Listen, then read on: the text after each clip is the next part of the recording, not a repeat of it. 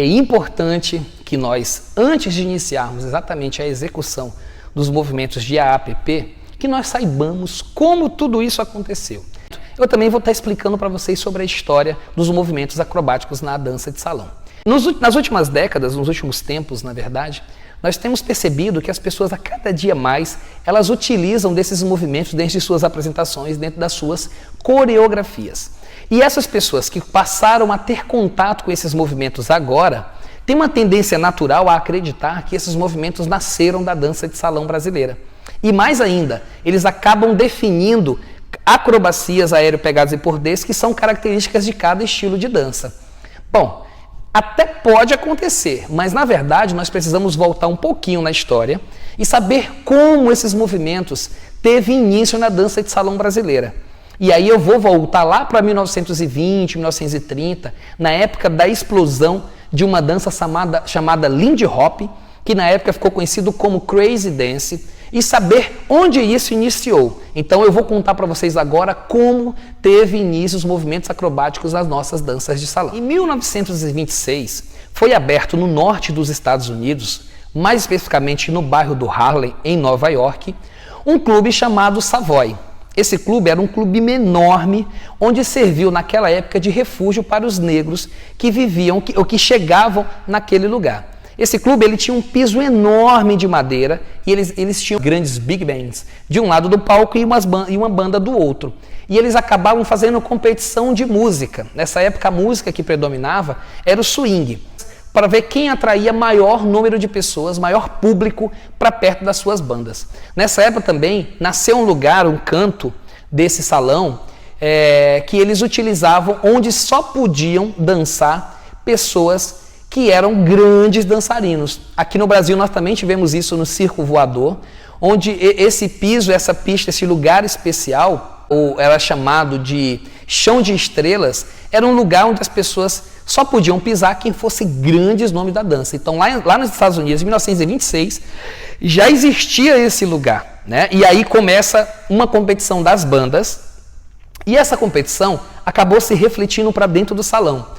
Os dançarinos começavam a gostar mais de uma banda ou outra, começaram a também disputar as suas danças.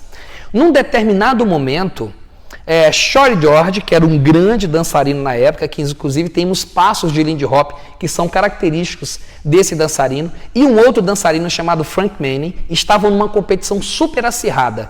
O Frank Manning resolveu dar uma apimentada na dança dele e colocou o primeiro movimento acrobático que temos relato que aconteceu na dança salão, que foi o back-to-back, onde o cavalheiro entrelaça o braço da mulher pelas costas e ele lança ela para frente, como vocês estão vendo nesse exato momento, nessa figura que eu estou mostrando para vocês.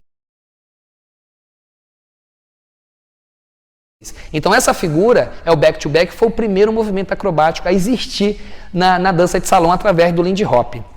O Frank Manning conta que queria fazer algo diferente. E aí, num livro dele, na biografia do Frank Manning, ele fala que, inclusive, em um dos dias, ele estava ensaiando com uma sua parceira chamada Norma Miller, dentro do seu quarto.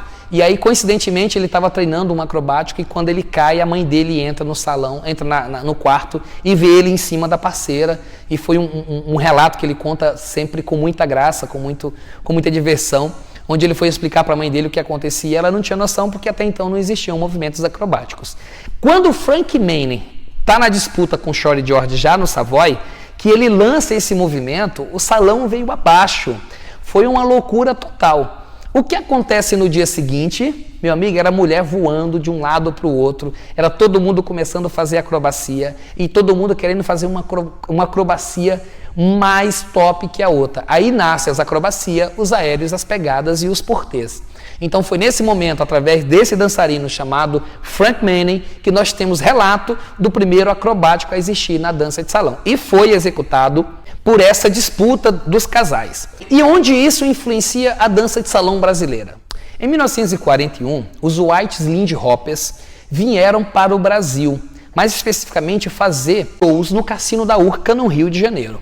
Só que nessa época existia um confronto muito grande já na Segunda Guerra Mundial e aí eles, para voltar para os Estados Unidos, eles ficaram com medo e ao invés de fazer um ensaio de 2 semanas aqui no Brasil, eles acabam ficando 11 meses. Então, a partir desse momento, dessas apresentações que aconteceram tanto na cidade do Rio de Janeiro, quanto São Paulo, quanto em Minas, esses relatos foram tirados da biografia do Frank Manning. Eles começaram a fazer as apresentações e começaram a fazer as acrobacias. Até essa data, antes disso, nós tínhamos o machixe que era muito evidente na dança de salão brasileira. Mas não tínhamos relato de nenhum movimento que tirasse a dama do chão. Eu suponho, porque a minha linha de pesquisa ela não é concreta por falta de material bibliográfico, eu acabei chegando a algumas conclusões que ainda são inconclusivas, mas hipoteticamente ou deduzindo essa relação, se nós pensarmos na relação histórica de 1941, com a chegada dos Whites e Lindy Hoppers no Cassino da Urca, e logo depois disso, a partir de 1960, 70, começam a aparecer cadeirinhas, começam a aparecer panquecas, começam a aparecer a elba, cabide, começam a aparecer as acrobacias dentro da dança de salão brasileira, nós podemos supor que esses movimentos podem ter sido influenciados pelo Lindy Hop. Mas nós podemos também imaginar que como isso surgiu nos Estados Unidos, no Savoy, pode também ter acontecido no Brasil. A grande diferença é que os movimentos são muito iguais aos que o pessoal do Lindy Hop fazia em 1936. Inclusive são as mesmas acrobacias. Algumas coisas bem específicas são diferentes, mas em sua maioria os movimentos que nós usamos nas acrobáticos, aéreos, pegadas e porteiros na dança de salão brasileira foram os que vieram dessa época de 1936. Então, a minha pesquisa supõe que provavelmente nós temos uma incidência muito grande desses movimentos serem herança das acrobacias do Lindy Hop. Por isso que eu resolvi estudar Lindy Hop e buscar essas informações.